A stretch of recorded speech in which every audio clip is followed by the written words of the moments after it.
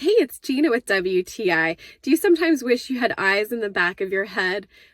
Now you don't have to. When you're in your car and you want to see if your child or pet are up to any shenanigans, you can simply use this camera from Babyvue.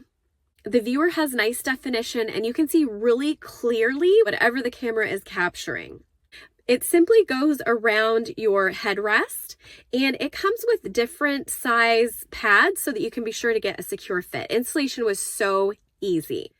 The cord on this is incredibly long, so we just placed it to see into the back seat of my mom's Jeep Liberty, but the cord on this goes so long you could easily fit it into a third row if you were wanting to see back that far.